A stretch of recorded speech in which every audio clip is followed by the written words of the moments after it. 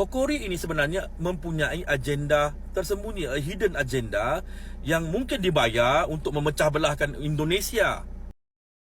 Akhirnya terbongkar setelah orang Malaysia pergi ke Indonesia untuk membuktikan bahwa 100% Kokori menjadi buzzer untuk memecah belahkan Indonesia dan juga Malaysia.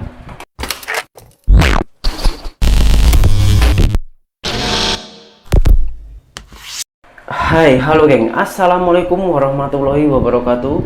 Berjumpa kembali dengan saya Zainal Satori. Sebelum video ini saya mulai, gimana kabarnya kalian semua? Semoga semua yang menonton video ini baik-baik saja, dimurahkan rezekinya, selalu berpikiran yang positif dan dijauhkan dari mara bahaya oleh Tuhan yang Maha Esa.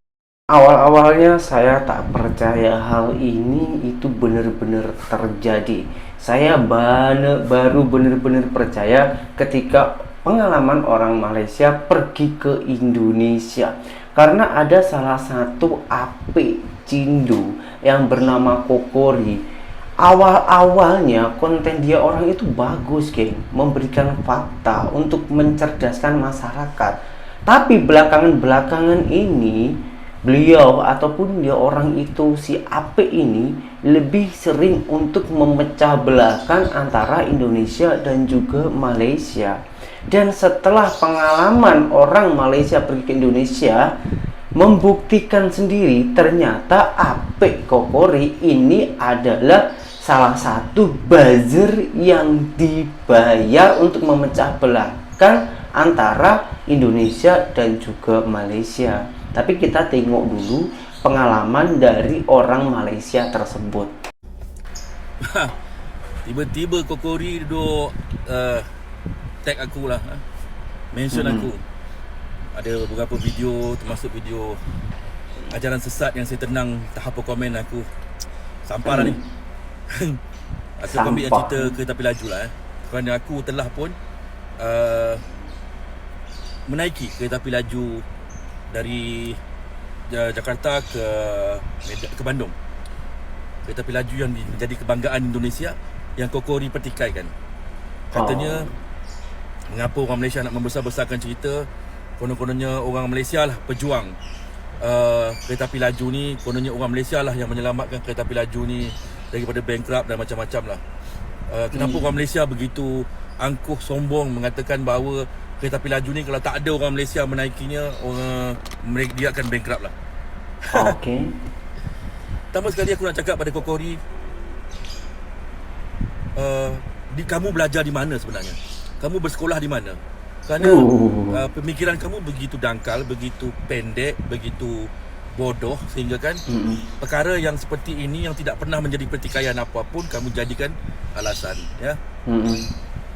Pertama sekali, aku pernah menaiki kereta api laju dari Jakarta ke Bandung.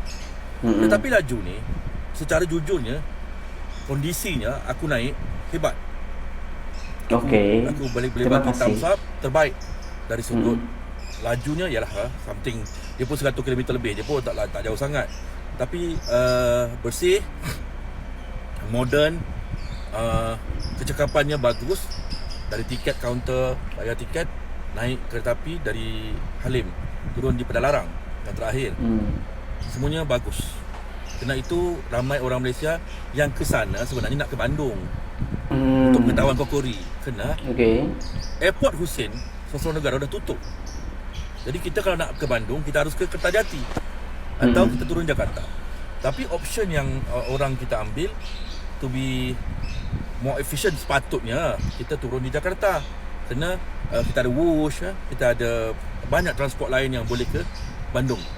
Kalau macam sekarang lebih bagus naik travel aja, sekitaran RM30 lah, something duit Malaysia gitulah, dah sampai Bandung. Berbanding kita bayar Wush, mahal juga Wush ni, 70 lebih kan duit Malaysia. Tetapi ramai yang nak naik Wush ni kerana nak cepat dan nak cuba sesuatu yang baru. Dan kita tak pernah pun merasa kita sebagai pejuang, kita sebagai perintis, kita sebagai pembuli atau apa pun. Just kita datang nak naik lah. Why so stupid? Kita datang nak naik saja. Dan bagi untuk aku menikmati ya. memuji. Cuma ada sedikit kelemahan yang aku cakap di mana-mana di Jakarta juga. Kerana kita turun di Soekarno-Hatta, kita terpaksa ambil Grab ke Halim yang tambang pun berapa 560 juga. Kan? Kemudian kita naik dari Halim bandara pula Halim Station, sampailah kita ke Pedalarang. Di Pedalarang kita naik feeder turun baru di Bandung. Jadi ada gap. Tapi kalau bus itu datang daripada airport Soekarno-Hatta terus ke mana pun ajalah, jadi sampai di Bandung the best. Tapi so far kita tak komplain. Kita puji bagus. Wush ini bagus, nyaman, efisien juga. Cuma sedikit lah, kalau dapat sambungan lagi best lah.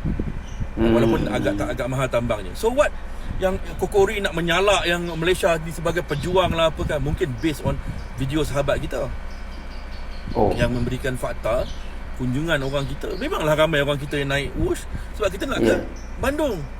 Kalau kita turun Kertajati, kita ke belakang, nanti nak patah balik. Betul tak? Jadi Kokori dalam setahun 2025 inilah aku perhatikan ramai orang yang dah mulai silent dan try to get some new topic. Ya, betul-betul. Kadang-kadang aku lihat banyak jugalah room-room yang berperang yang dulunya 24 jam tahun lepas, sekarang mula bersantai-santai, cerita poligami lah, cerita bisnes lah, cerita tentang masak-masak dan everything banyak yang lain. Cuma Kokori sahaja yang tak habis-habis bercerita tentang negara Malaysia ini, dan itu memperlihatkan bahawa Kokori ini sebenarnya mempunyai agenda tersembunyi, a hidden agenda yang mungkin dibayar untuk memecah belahkan Indonesia. Orang Indonesia okey saja. Aku ke Jakarta sampai sekarang aja, setiap bulan aku di Jakarta. Okey, no problem. Terima kasih bang. Baru-baru ini aku tinggal di apartmen Mutiara di Bekasi.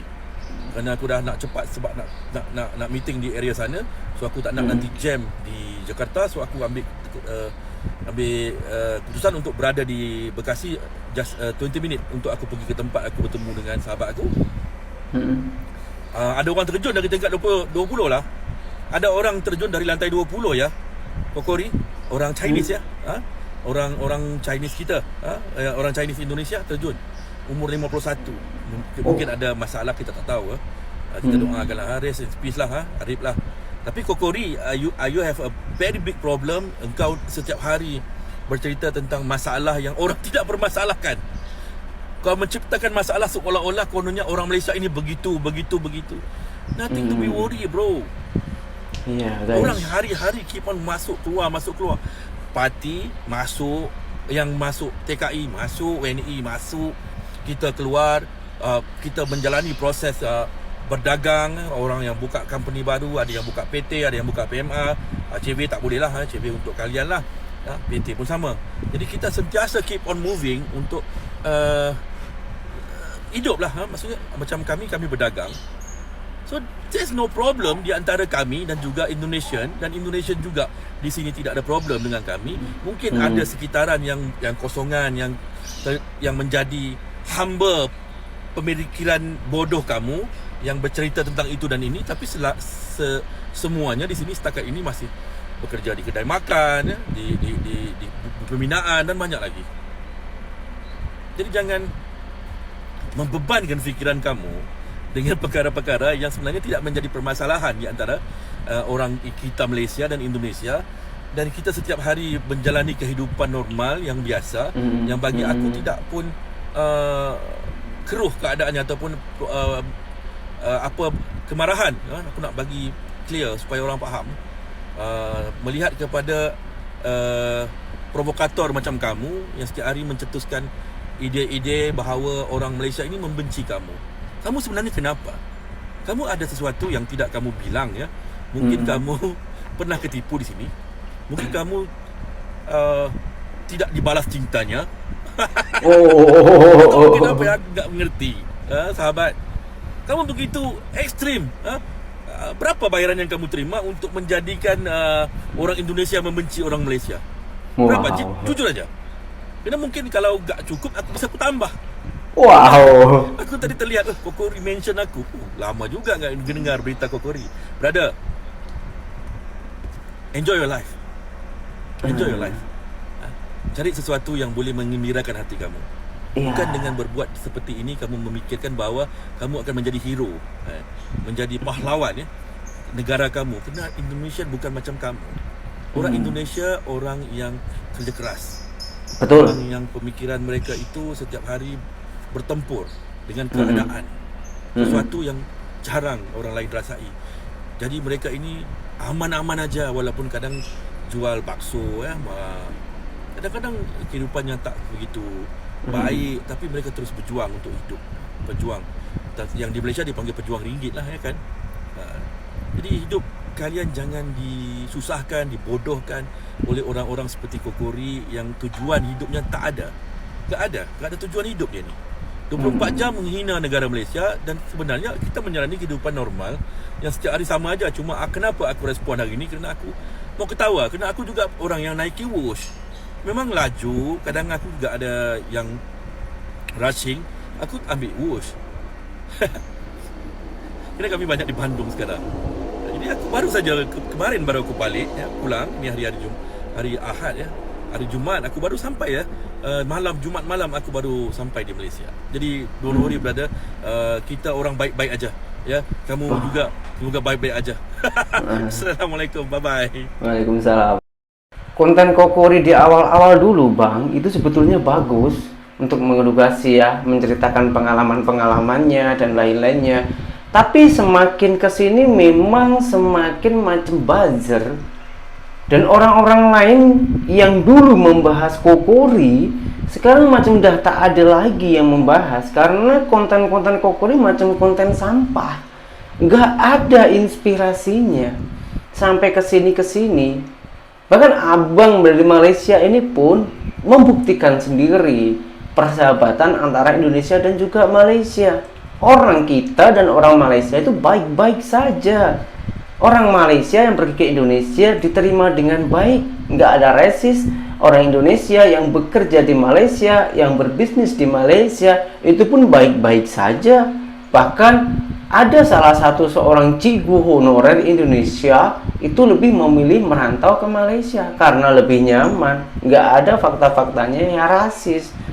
Saya mulai percaya ketika abang ini mengatakan si Kokori ini ternyata buzzer yang dibayar untuk memecah belahkan, tapi sayangnya yang membayar itu sia-sia.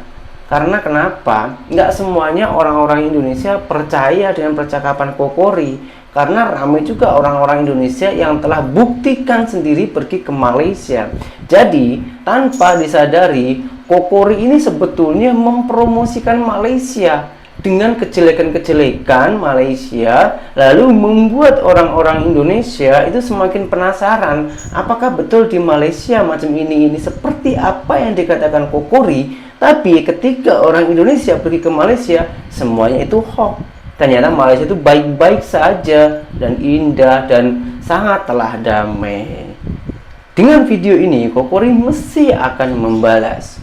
Saya nggak mau mengadu dombakan, cuman kita tengok sekejap lah pendapat Kokori. Kalau udah terbongkar macam ini, apa jawaban dia orang?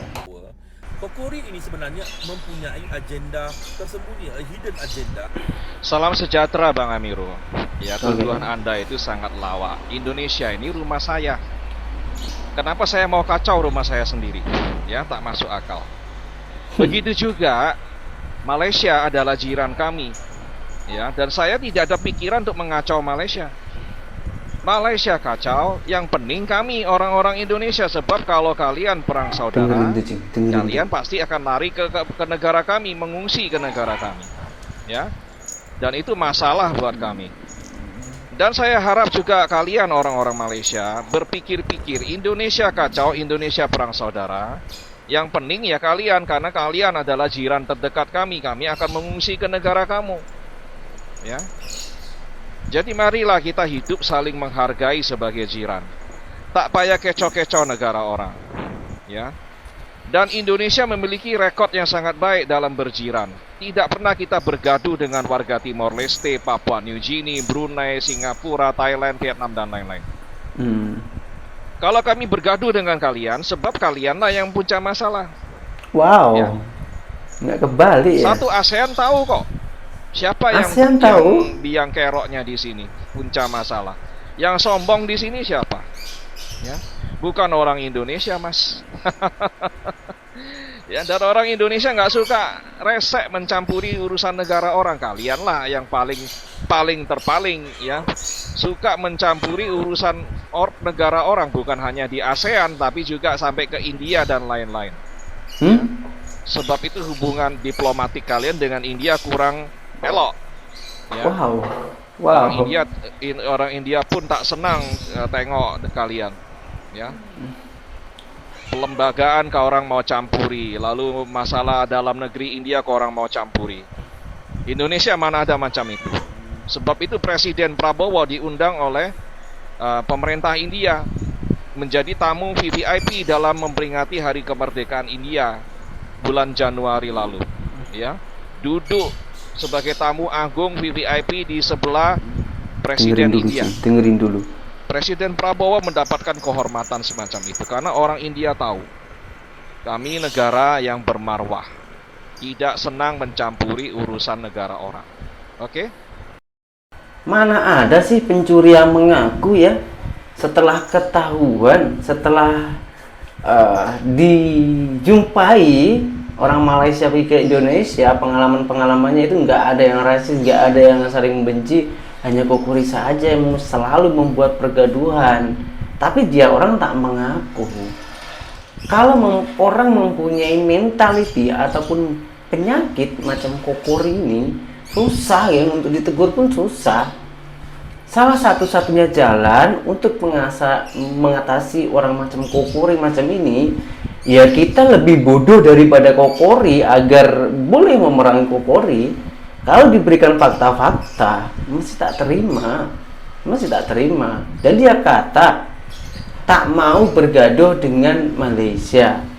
Kalau Malaysia menjadi negara maju, dia kata ikut bangga.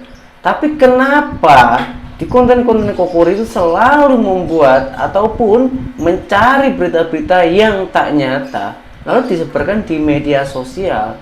Sampai saat ini pun orang-orang Indonesia ke orang Malaysia sudah sangat berkurang dengan percakapan Kokori ataupun dengan kepercayaan Kokori, karena fakta di lapangan memang tak sesuai Kokori. Ya, kita nggak boleh buat apa-apa ya. Kita pun juga bukan untuk mengadu-ngadukan antara Kokori dan juga orang Malaysia.